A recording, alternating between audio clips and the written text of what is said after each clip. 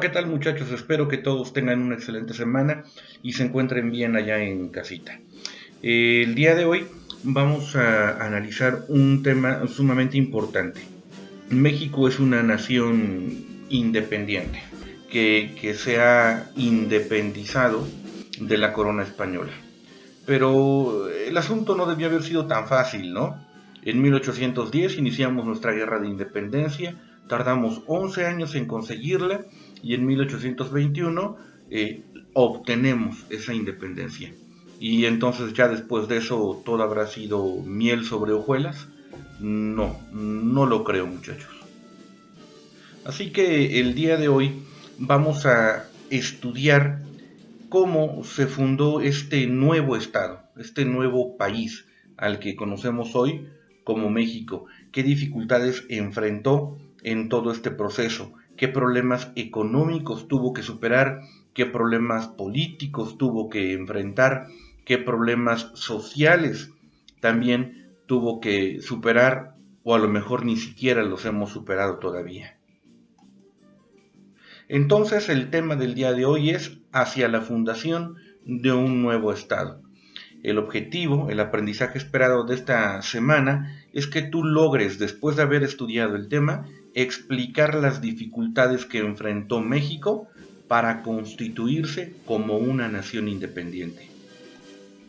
Ya habíamos platicado, mencionado en videos anteriores, cómo México, al obtener su independencia, enfrenta una serie de problemas sumamente serios que le hacen difícil el lograr consolidarse como una nación independiente.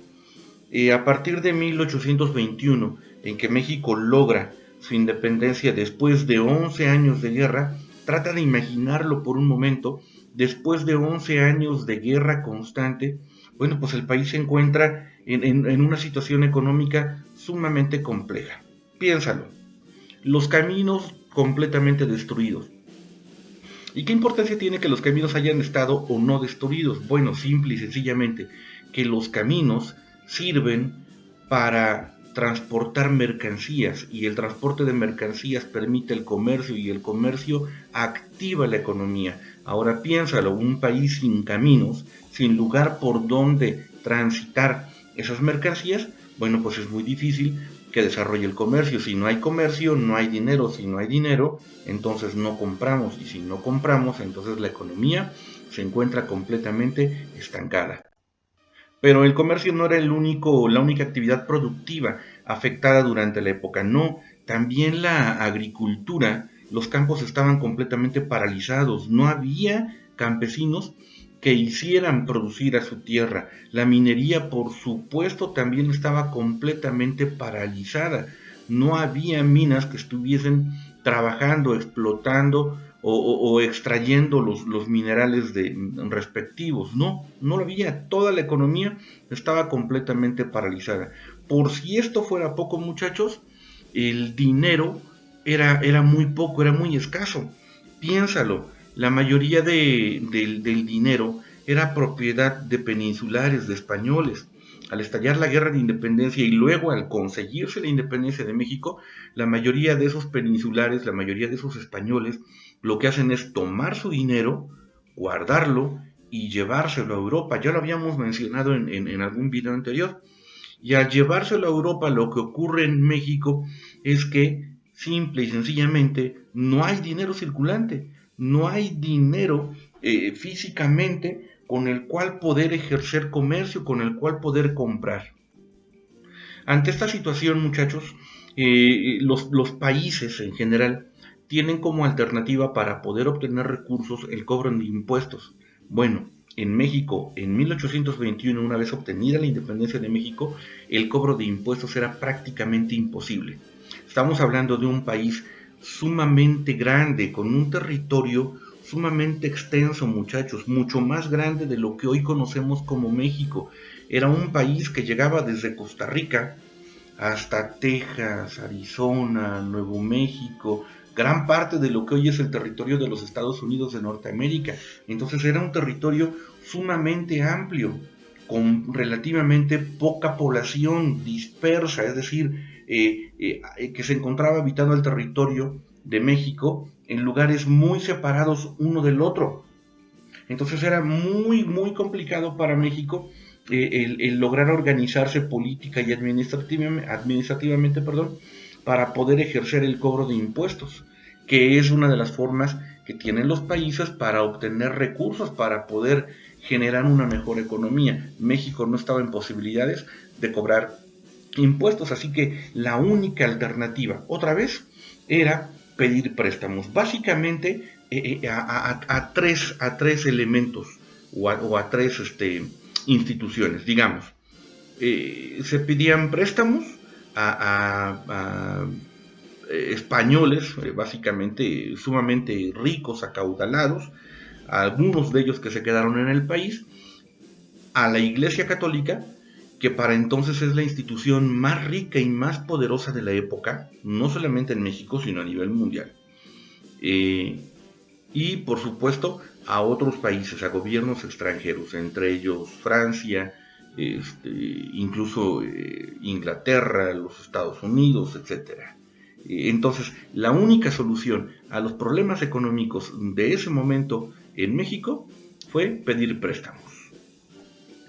Sin embargo, la mayor parte de ese dinero, de esos préstamos, se utilizó para enfrentar guerras o invasiones, sobre todo también con España, que intentó reconquistarnos. Recuerdan la línea del tiempo que hicieron en la actividad pasada y recuerden cómo España intenta reconquistarnos, y para poder enfrentar esa guerra pues había que gastar dinero, y ese dinero ¿de dónde lo tomamos? Pues de préstamos del extranjero. Si te das cuenta, México enfrenta una situación sumamente complicada, no era fácil construir un nuevo país. Todo esto que acabamos de ver en términos económicos te deja ver cómo la economía de México está sumamente deteriorada, sumamente complicada, no es fácil que se construya un nuevo país. Pero, ¿qué pasaba en lo social? Bueno, pues en términos sociales, México también enfrenta serios problemas. Y es que, a pesar de obtener la independencia, lo cierto es que México se sigue comportando en lo social como si fuera todavía una colonia española, bajo los mismos, bajo la misma organización social, bajo más o menos una distribución social virreinal muy parecida a la época de la colonia. ¿A qué me refiero con esto? Bueno, en México, en México, la mayor parte de la población, indígenas, mestizos, castas, negros, pues, ¿no? En general, la mayor parte de la población pertenece a estos grupos sociales. Y por supuesto, son grupos sociales sumamente pobres, sumamente olvidados en términos económicos, en términos políticos. Es un grupo mayoritario sumamente empobrecido.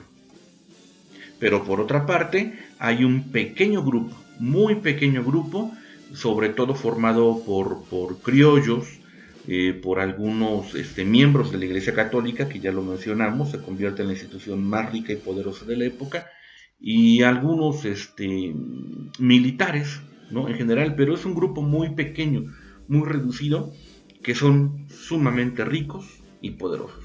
Y son los que en este país mantienen en aquella época el control de absolutamente toda la economía. Eh, Reflexiónalo, piénsalo, y si te das cuenta no ha cambiado mucho en la actualidad. Pero bueno, estamos hablando de la época del México independiente. Cuando México intenta volverse una nación independiente, decíamos, la sociedad está sumamente dividida.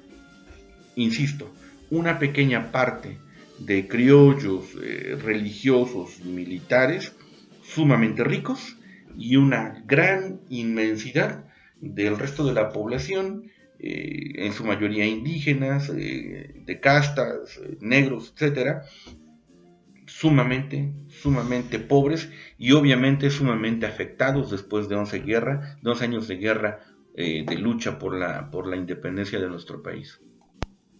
De toda esta población de la que estamos hablando, el 90%, es decir, 9 de cada 10 habitantes de México vivían en el campo y solo uno de cada 10 vivía en la ciudad. Piénsalo, si te estoy diciendo que el 90% de la población vivía en el campo y hace un momento mencionamos que el campo estaba completamente destruido, entonces trata de reflexionar cómo vivía esa gente, de qué vivía esa gente que habitaba en el campo mexicano. Difícil situación para ellos seguramente, ¿no crees? Pero eso no es todo. También en lo político hay muchos problemas a los que se tiene que enfrentar este país, nuestro querido México. El primer problema al que se va a enfrentar México es precisamente el no poder ponerse de acuerdo sobre la forma en la que deberíamos de gobernarnos. Por una parte, había un grupo de mexicanos que defendían la idea de que México debería de ser una monarquía, un imperio gobernado por mexicanos, por supuesto, ahora sí, pero una monarquía. Y por otra parte, había un grupo de mexicanos influenciados por las ideas de la ilustración, del liberalismo, tema que también ya platicamos en videos anteriores, este grupo de mexicanos influidos por estas ideas, pues defendían la postura de que México debería de convertirse en una república.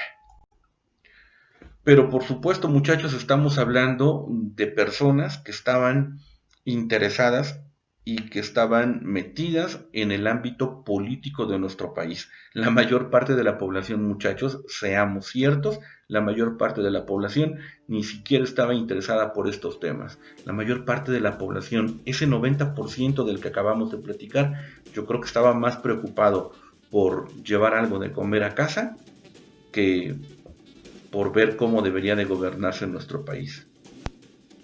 El primer órgano de gobierno de México, una vez que se firma el Acta de Independencia en 1821, es una junta llamada provisional, una regencia provisional. Entre ellos estaban incluidos en esa junta de gobierno O'Donojú, el último virrey de la Nueva España, y Agustín de Iturbide. Pero en este grupo provisional de gobierno no estuvieron incluidos la mayoría de los insurgentes. La mayoría de aquellos que habían luchado por la independencia de nuestro país no estaban incluidos en este nuevo grupo que iba a gobernar a nuestro país. Esto, por supuesto, causó grandes molestias. En 1822, Agustín de Iturbide convocó para que se formara una constitución que rigiera a nuestro país, y poco tiempo después prácticamente se fue nombrado emperador de México. El primer emperador de nuestro país es precisamente Agustín de Iturbide. Y entonces Agustín de Iturbide se convierte en el emperador de un gran territorio que va desde la Alta California, como lo comentaba yo hace un momento, hasta Costa Rica. Es un país sumamente enorme, tan enorme que se vuelve complicado de gobernar. Luego, Agustín de Iturbide, en su afán de mantener el control de su imperio, de mantener el control de gobierno, disuelve al Congreso, es decir, deshace el Congreso al que él mismo había convocado en 1822 para poder obtener, les digo, mayor control político de su imperio. Sin embargo, aquí surge un personaje que vamos a ver que aparece en la historia una y otra vez. Ese personaje se llama Antonio López de Santana. Antonio López de Santana se levanta en armas en contra de Agustín de Iturbide y finalmente en 1823 es forzado a renunciar, a abdicar al trono y lo exilian, lo sacan del país. Si no mal recuerdo, un año después Agustín de Iturbide intenta regresar al país y una vez que pone un pie en el territorio mexicano es mandado a fusilar. Pero bueno, para estas alturas en 1823 se vuelve a convocar al Congreso. Este Congreso sesiona y comienza una nueva discusión. si íbamos a conformar una nación de tipo federalista o íbamos a conformar una nación de tipo centralista. Es muy importante que entiendas la diferencia entre uno y otro, ¿vale? Vamos a hablar, por ejemplo, de cuál era la postura del gobierno federal, que es, de hecho, la forma de gobierno actual, la que tenemos en la actualidad. Somos un gobierno, somos una república de tipo federal. Bueno, ¿qué es el federalismo? Es muy simple de entender. El federalismo, dice que el país, México, debe ser dividido en estados, como en la actualidad, y que cada estado va a tener cierto grado de autonomía para gobernarse, para tomar sus propias decisiones. De tal manera que le deja a cada estado cierto grado de libertad que hace posible que juntos construyan una nación. Pero por otra parte, el centralismo lo que dice es que no, que debe haber un gobierno central, un gobierno único, al que se sometan todos los territorios del país. Y bueno, esta fue la discusión en 1823 cuando se convoca al Congreso. Un grupo y otro defiende su postura, aunque finalmente gana la idea de los federalistas y en 1824 se promulga la primera constitución de nuestro país, la constitución de 1824, a partir de la cual se funda lo que hoy conocemos como los Estados Unidos Mexicanos. México realmente nace en 1824 a partir de esta constitución. Y bueno, pues ya en esta constitución se establece que somos una república de tipo federal, se establece ya la división de poderes en ejecutivo, legislativo y judicial, tal y como lo tenemos ahora. Y bueno, pues también se agrega un texto en el que se establece a la religión católica como la religión oficial de nuestro país. Bueno, alguna falla debería de tener, ¿no?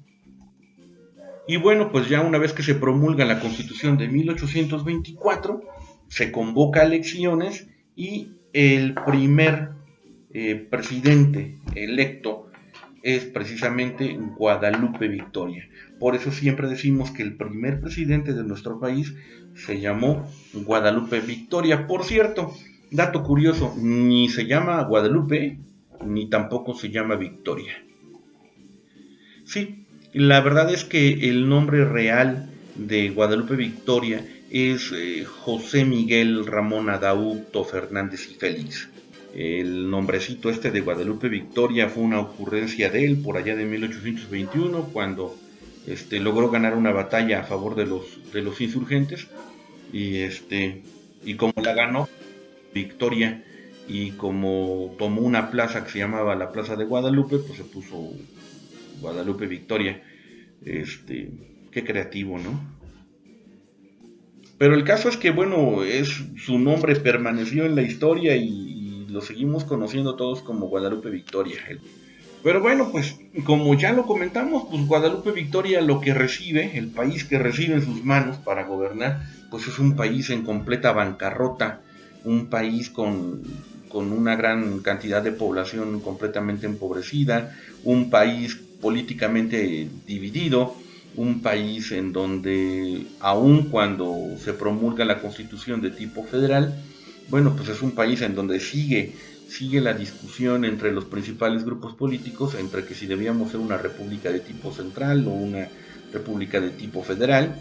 Y bueno, finalmente pues a Guadalupe Victoria no le resulta nada fácil gobernar a este país. Por allá de 1836 se promulgan una nueva constitución conocida como las 7 leyes y en esta nueva constitución nos convertimos ahora en una república de tipo centralista. Como te podrás dar cuenta, es una época de la historia de México sumamente inestable y todavía nos falta mucho más. Y a pesar de que la Constitución indicaba que los presidentes debían de ser electos mediante un proceso de votación, mediante elecciones, lo cierto es que la mayoría se imponían a través de golpes de Estado, de pronunciamientos, de guerras, pues. y entonces, bueno, pues realmente no eran presidentes electos, sino presidentes impuestos. Como te podrás dar cuenta, pues es una historia completamente plagada de inestabilidad. Hay solo dos cosas que sí eran estables en la época. Uno, la discusión entre federalismo y centralismo. Y dos, la presencia, siempre la presencia de don Antonio López de Santana, que la historia lo ha convertido en un villano. Surge en nuestra historia desde antes de pronunciarse en contra de Agustín de Iturbide. Pero bueno, Antonio López de Santana es un sujeto sumamente peculiar. Es un sujeto que pasa de un momento a otro del bando de los centralistas al bando de los monarquistas, y luego, como ya no le conviene, se pasa al lado de los federalistas, y cuando ya no le conviene regresa al bando de los centralistas. Es decir, va y viene según le convenga, ¿no? Y bueno, pues detrás de cada levantamiento militar siempre, o casi siempre, estaba don Antonio López de Santana. Para que te des una idea, Antonio López de Santana fue presidente de México nada más 11 veces. Y es un personaje histórico sumamente peculiar, del cual hay muchas cosas que decir, muchos datos curiosos que mencionar. Por ejemplo, que es el presidente al que se le ocurrió cobrar impuestos por cada ventana. Es decir, te cobraban un impuesto. Si tú tenías 2 ventanas, pagabas un impuesto, pero si tenías 10 ventanas, pagabas más impuestos. O, por ejemplo, cobrar impuestos por tener perros. O, por ejemplo, que un mal día en alguna batalla, perdió una de sus piernas y entonces decidió hacerle todo un funeral de estado a su pierna. Bastante raro, ¿no? Pero también es cierto que es uno de los pocos hombres, tal vez el único, que enfrenta todas las invasiones extranjeras en México, las enfrenta, siempre va al frente del ejército mexicano para defender la autonomía, la soberanía de nuestro país, y así enfrenta la guerra con España cuando España intenta reconquistarnos, enfrenta la invasión francesa, enfrenta la guerra con Texas, enfrenta incluso la guerra con Estados Unidos. En fin, es un personaje del que hay muchas cosas que decir. Por cierto, también un dato curioso, es el primer hombre en México al que se le ocurre ponerle saborizante artificial al chicle. La goma de mascar, el chicle que ahora nos comemos con saborizante. Y él le da la idea a un amigo suyo, Adams, de apellido Adams, de donde, por cierto, pues surge una gran marca que actualmente consumimos en chicles, los chicles Adams. Pero bueno, en algunas cosas le va bien, en otras le va mal. Finalmente termina aceptando la independencia de Texas en 1838. Luego, cuando Estados Unidos nos invade, va al frente del ejército, trata de defendernos, es tomado preso. Finalmente decide, o es obligado, si ustedes quieren, a firmar la cesión de una gran parte de nuestro territorio, por lo que normalmente es acusado de traidor a la patria. Bueno, y todo esto que hemos platicado, pues te deja una clara idea, ¿no? De cómo fue el proceso tan complicado para construir una nación independiente. Hablamos de términos económicos, de asuntos sociales, de asuntos políticos, que son sumamente importantes y que pues contribuyeron a ponerle piedritas en el camino a nuestro país, ¿no? No hacerle tan fácil la conformación de un nuevo Estado, México.